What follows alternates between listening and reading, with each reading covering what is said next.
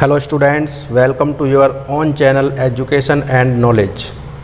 तो आज का जो आपका टॉपिक होगा वो होगा क्लास 10th के चैप्टर फर्स्ट में से Euclid division algorithm and lemma. तो यूक्लिड डिवीज़न लेमा को हम कहते हैं हिंदी में यूक्लिड डिवीज़न प्रमेयिका। तो आज की जो आपकी क्लास होगी वो टोटल हिंदी में होगी, यानी जो भी आपको चीज़ समझाई जाएगी वो हिंदी में समझाई जाएगी, हिंदी में ही लिख के समझाया जाएगा। ठीक है, तो इंग्लिश की जो क्लास होगी इस टॉपिक की वो आपको नेक्स्ट वीडियो में मिल जाएगी। तो चलिए आज का अपना टॉपिक शुरू करते हैं, यूक्लिड डिवीज़न प्रमेयिका एंड एल्गोरिथम। तो स्टूडेंट्स, ये है आपका टॉपिक यूक्लिड विभाजन प्रमेयिका, यूक्लिड डिवीज़न लेमा। तो इसकी डेफिनेशन देख लेते हैं। किसी भी चीज़ को सीखने के लिए एग्जाम्पल की बहुत ज़रूरत होती है, क्योंकि सिर्फ पढ़ने से कोई चीज़ आसानी से समझ में नहीं आ सकती जब तक उसका एग्जाम्पल देकर समझाया ना जाए।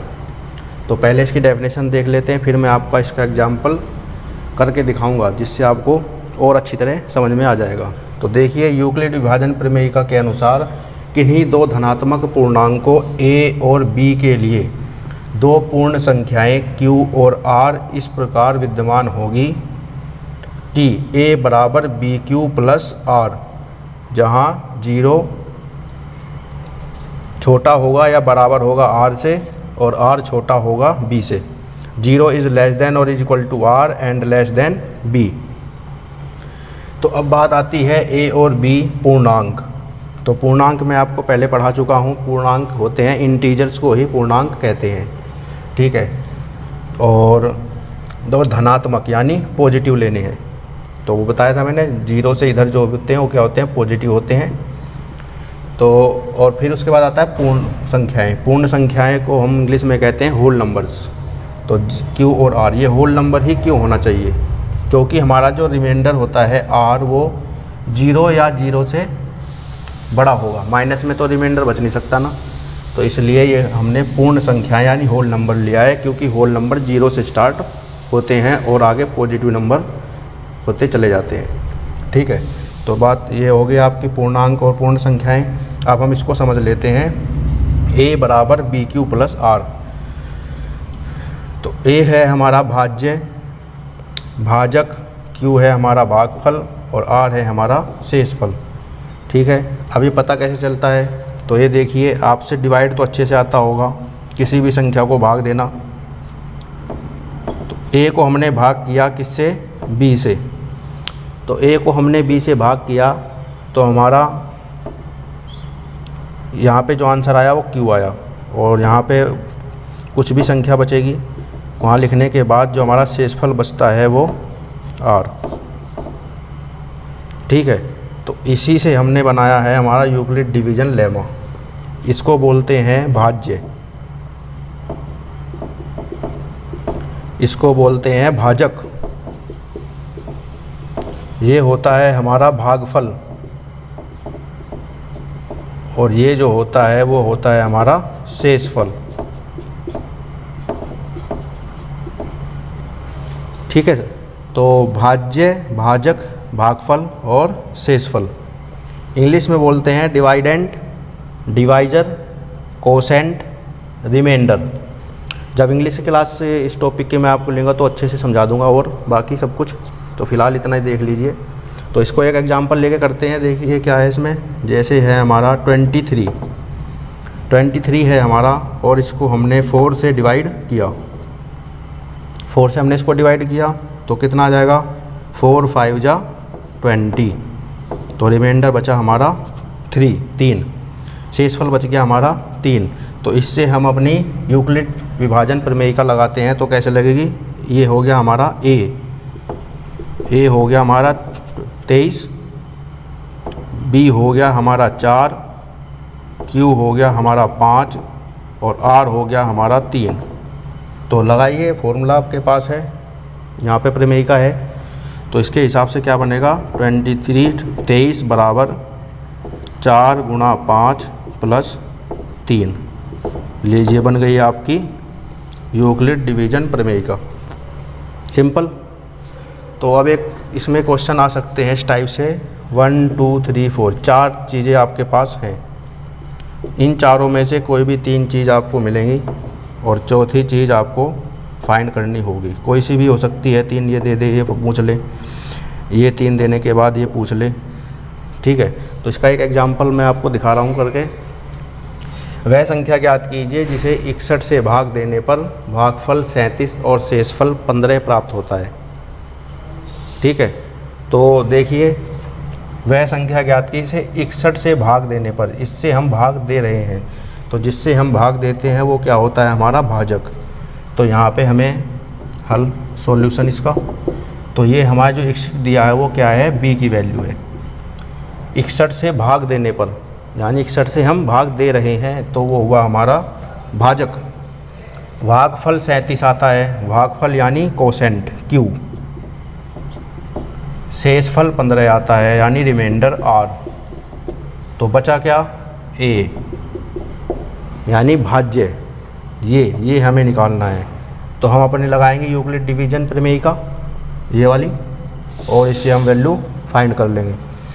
तो a बराबर BQ प्लस R। b कितना है हमारा 61 और q कितना है 37 और r कितना है 15। तो इन दोनों की गुणा प्लस 15, तो इनकी गुणा हम कर लेते हैं।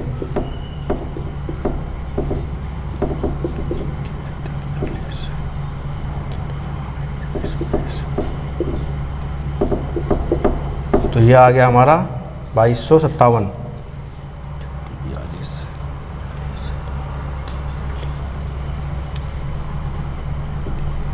2257 2257 प्लस 15, तो इनको जोड़ देंगे।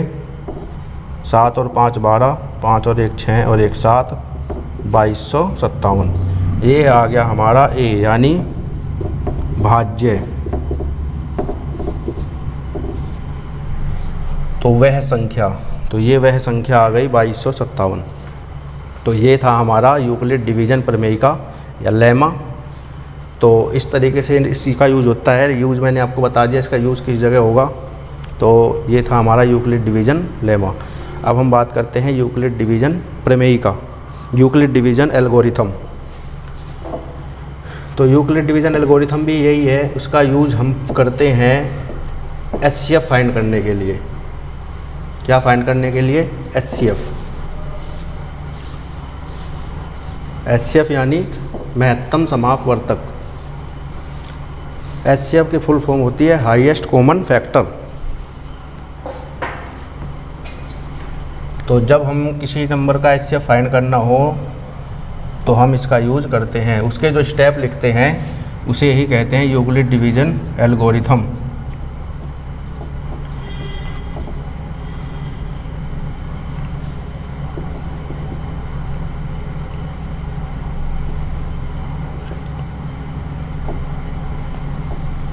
तो ये हो गई हमारी यूक्लिड डिवीजन एल्गोरिथम, ठीक है।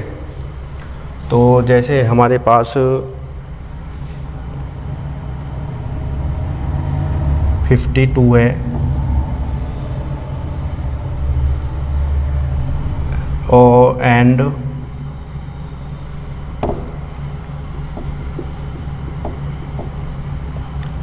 9, तो इनका हमें HCF निकालना है, HCF फाइंड करना है। में से, इसे हिंदी में कहते हैं में से ज्ञात कीजिए, ठीक है। तो में से ज्ञात करने के लिए तो आपको पता ही है कैसे ज्ञात होता है।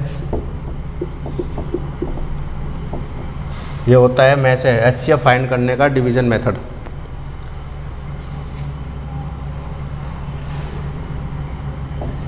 नौ पंचे 45। उसके बाद अब यहाँ पे 9 आ जाएगा,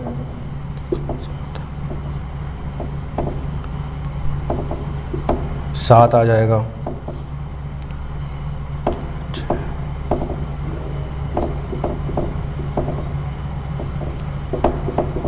तो हमारा जो लास्ट डिवाइजर यानी भाजक होता है, लास्ट भाजक, तो वो होता है हमारा में से।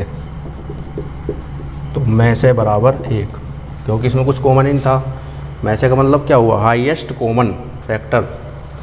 तो इनके जो स्टेप हम लिखते हैं उसे ही हम कहते हैं यूक्लिड विभाजन एल्गोरिथम।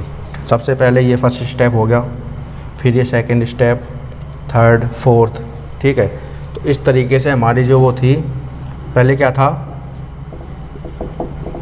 9 और 52 के लिए, तो 9 और 52 के लिए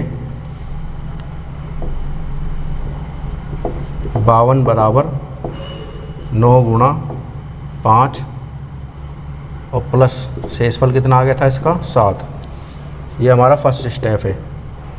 तो यहाँ से हम देखेंगे कि हमारा शेषफल जो है वो कितना आया। शेषफल आया हमारा 7, जो कि 0 के बराबर नहीं है। ये शेषफल जब तक 0 नहीं आ जाएगा तब तक ये स्टेप चलते रहेंगे, और यही हमारे यूक्लिड विभाजन एल्गोरिथम है। तो सेकंड स्टेप में अब हम क्या करते हैं, हमारा है अब 7 और 9।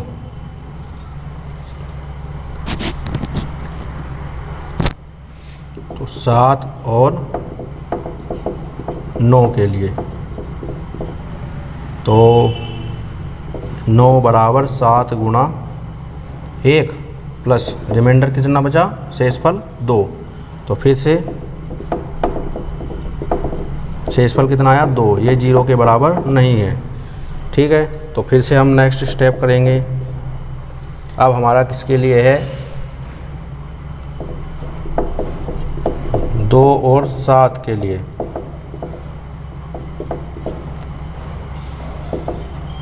तो 7 बराबर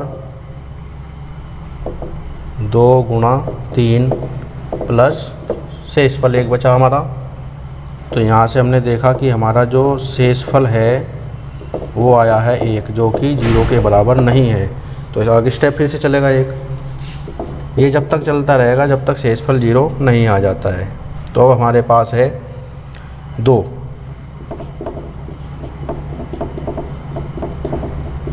और 1 के लिए। तो 2 बराबर 1 गुणा 2 प्लस शेषफल कितना है 0। अब हमारा शेषफल आ गया है 0। तो जब शेषफल 0 आ जाएगा तो हम देखेंगे हमारा लास्ट डिवाइजर क्या है, वही हमारा में से हो जाता है। तो इस तरीके से हम इसके पॉइंट्स स्टेप लिखते हैं, यही हमारा डिवीज़न एल्गोरिथम होता है। तो उम्मीद है कि आपको अच्छे से समझ में आ गया होगा। तो अब मिलते हैं नेक्स्ट क्लास में। हमारे जो चैनल है उसको सब्सक्राइब ज़रूर करें, जिससे आपको आगे आने वाली वीडियो सबसे पहले मिल जाए।